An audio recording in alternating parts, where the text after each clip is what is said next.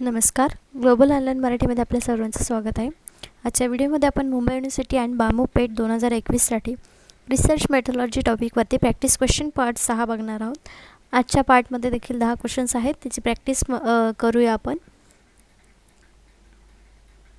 यासाठी चांगली गोष्ट म्हणजे टेस्ट सिरीज या चॅप्टरवरती आपण अवेलेबल केलेल्या आहेत. टोटल 10 टेस्ट या टेस्ट सिरीजमध्ये दिल्या जाणार आहेत. प्रत्येक टेस्टमध्ये 40 क्वेश्चन्स असणार आहेत. त्याचप्रकारे नोट्स देखील मराठी आणि इंग्लिश दोन्ही लँग्वेजमध्ये तुम्हाला अवेलेबल असणार आहेत. ही टेस्ट सिरीज जॉईन करण्यासाठी फक्त दिलेल्या व्हॉट्सअप नंबरवरती तुम्हाला मेसेज करायचा आहे आणि याची फीस फक्त 499 रुपये आहे. जेवढी टेस्ट सिरीजचा तुम्ही अभ्यास कराल, टेस्ट द्याल, तेवढं तुम्ही पेट एक्झाममध्ये लवकर क्लिअर करू शकता. बघूया आजचा पहिला प्रश्न. Research is a research for. संशोधन हा शोध आहे. कशाचा शोध आहे? आपले ऑप्शन्स बघूया. नॉलेज ज्ञान, इन्फॉर्मेशन माहिती, एक्सप्लेनेशन स्पष्टीकरण आणि कन्क्लुजन म्हणजे निष्कर्ष. तर रिसर्च हा बेसिक कशाचा शोध आपण घेतो आहे. तर याचं करेक्ट आन्सर आहे नॉलेज. नॉलेज जे मिळवायचं आहे आपल्याला, त्यासाठी आपण रिसर्च करतो आहे, संशोधन करतो आहे. म्हणून research is a search for knowledge असं याचं करेक्ट उत्तर आहे. बघूया पुढचा प्रश्न. Research tells us relationship between. संशोधन आम्हाला किंवा आपल्याला दरम्यानचे संबंध सांगते. कशाचा संबंध सांगते? ऑप्शन्स बघूयात. सायन्स अँड फिलॉसॉफी म्हणजे विज्ञान आणि तत्त्वज्ञान, कॉज अँड इफेक्ट कारण आणि परिणाम, ह्युमन बिईंग अँड नेचर मनुष्य आणि निसर्ग, नन ऑफ दिस यापैकी काहीही नाही. त्याचं करेक्ट ऑप्शन काय असू शकतं? सायन्स आणि फिलॉसॉफी तर संशोधन सांगत नाही. सायन्स सांगू शकतं म्हणजे सायंटिफिक मेथडने आपण संशोधन करतो म्हणून सायन्स येऊ शकतं त्याच्यामध्ये, पण फिलॉसॉफी येत नाही म्हणजे ऑप्शन ए नाही. Option B cause and effect कारण आणि परिणाम असू शकतात. कारण आपण समस्या जेव्हा निवडतो तेव्हा ती समस्या येण्याचे कारणं काय आहेत ती लिहितो आणि त्याचा परिणाम काय होतं ते लिहितो, मग त्याच्यावर आपण उपाय लिहितो. म्हणून ऑप्शन बी या प्रश्नाचा आपलं करेक्ट आन्सर आहे.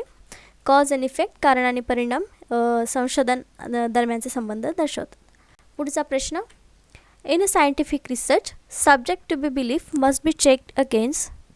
वैज्ञानिक संशोधनात विश्वास असण्याच्या अधीन असणे आवश्यक आहे. कशाचा?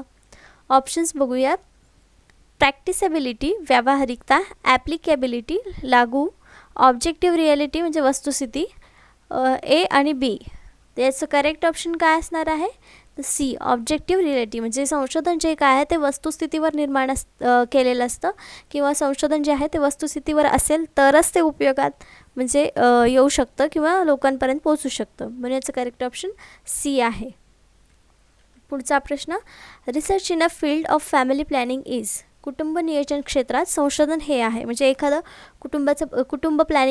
कुटुंब नियोजन जे असतं त्याचं जर संशोधन केलं ते कुठल्या प्रकारामध्ये येईल? तर ऑप्शन्स आहेत. प्युअर रिसर्च शुद्ध संशोधन, अप्लाइड रिसर्च उपयोजित संशोधन, ट्रूथफुल रिसर्च सत्यवादी संशोधन, ॲनालिटिकल रिसर्च म्हणजे विश्लेषणात्मक संशोधन. तर ह्याचं करेक्ट ऑप्शन बी आहे. अप्लाइड रिसर्च म्हणजे उपयोजित संशोधन म्हणजे जे काही आपल्या समोर दिसणार आहे कुटुंब नियोजन करताना त्या क्षेत्रामध्ये काय काय आपल्याला आपण अप्लाय केलेलं आहे त्याच्यातून जे संशोधन करणार आहे त्याचा रिझल्ट आपल्याला मिळणार आहे. म्हणून त्याला अप्लाइड रिसर्च म्हणजे उपयोजित संशोधन असं बोलतो. म्हणून याचं करेक्ट ऑप्शन बी आहे. पुढचा प्रश्न. Hypothesis guide the researcher by keeping him on the right path. गृहीतक संशोधकास डॅश डॅश योग्य मार्गावर ठेवून मार्गदर्शन करते. कशाच्या काय करून मार्गदर्शन करते? तर ह्याचं ऑप्शन्स बघूया. इम्प्रूव्हिंग हिज इमॅजिनेशन त्याची कल्पनाशक्ती सुधारणे, हेल्पिंग म्हणजे मदत करत, सी ए आणि बी दोन्ही, आणि डी आहे limiting the area of research. Delimiting the area of research म्हणजे संशोधनाला बांध नसावा, त्याला लिमिट नसावी. तर यापैकी कोणतं ऑप्शन योग्य आहे? तर डी हे ऑप्शन योग्य आहे. संशोधनाला बांध नसावा म्हणजे कुठलीही लिमिट नसावी त्याला, म्हणजे ते योग्य मार्गावर योग्य मार्गदर्शन संशोधन करताना होतं. पुढचा प्रश्न. After formulating clearly the research problem the researchers will be required म्हणजे रिसर्चचा प्रॉब्लेम स्पष्टपणे संशोधन समस्या तयार केल्यानंतर संशोधकाची आवश्यकता असेल म्हणजे पुढची पायरी काय असेल किंवा संशोधकाला पुढे काय करावं लागेल? टू प्रिपेअर प्रोजेक्ट रिपोर्ट प्रकल्प अहवाल तयार करावा लागेल. टू प्रिपेअर रिसर्च डिझाईन संशोधन रचना तयार करणे. ए आणि बी दोन्ही आणि नन ऑफ दी अबो. आपलं करेक्ट ऑप्शन आहे B to prepare research design. समस्या निवडल्यानंतरची स्टेप आहे ती रिसर्च डिझाईन करणं आहे. प्रोजेक्ट रिपोर्ट ही तर सगळ्यात लास्ट स्टेज झाली किंवा लास्ट ऑप्शन लास्ट पायरी झाली आपली. म्हणजे याचं करेक्ट ऑप्शन आहे B to prepare research design. Next question, chi square test, T test, F test are use for. म्हणजे chi square test, T test, F test वापरतात. कशासाठी वापरतात? तर लँग्वेज स्पोकन, भाषा बोलली जाते. इक्विपमेंट इन लॅबोरेटरी, प्रयोगशाळेत उपकरणे. टेस्टिंग युटिलिटी ऑफ रिपोर्ट, अहवालाची चाचणी उपयुक्तता. आणि टेस्टिंग हायपोथेसिस म्हणजे चाचणी गृहीतक. त्याचं करेक्ट ऑप्शन आहे D testing hypothesis. Hypothesis test करण्यासाठी या सगळ्या टेस्ट असतात. संशोधन करताना या सगळ्या टेस्टला आपण हायपोथेसिस टेस्ट करत असतो. पुढचा प्रश्न बघूया. The layout of the report should be, अहवालाची मांडणी असावी कशी. तर हे आपले ऑप्शन्स आहेत प्रिलिमिनरी पेजेस, मेन टेक्स्ट आणि एंड मॅटर. प्रारंभिक पृष्ठे, मुख्य मजकूर आणि शेवटची बाब. बी मेन टेक्स्ट म्हणजे मुख्य मजकूर. सी एंड मॅटर म्हणजे शेवटची बाब. आणि D none of the above म्हणजे यापैकी काहीही नाही. तर याचं करेक्ट ऑप्शन आपलं सरळ सरळ दिसतं आपल्याला की 3 पार्ट आहेत रिपोर्टचे. त्याच्यामध्ये प्रारंभिक पृष्ठ, मुख्य मजकूर आणि शेवटची बाब ह्या 3 स्टेजमध्ये मांडणी अहवालाची करता येते. म्हणून करेक्ट ऑप्शन आपलं ए आहे. पुढचा प्रश्न बघूया. Dash dash would save the researchers from the trouble of trial and error. संशोधकास चाचणी व त्रुटीच्या त्रासातून वाचवतो. काय वाचवतो? ते आपले ऑप्शन्स आहे एक्सपिरियन्स सर्वे, अनुभव सर्वेक्षण, revive of party and literature, समर्पक साहित्याचं पुनर्जीवन, प्रोजेक्ट डिझाईन, प्रकल्प डिझाईन, सर्वे रिपोर्ट, सर्वेक्षण अहवाल. त्याच्यामध्ये करेक्ट ऑप्शन काय असू शकतं? अनुभव सर्वेक्षण तर आहेच, प्रोजेक्ट डिझाईनसुद्धा आहे.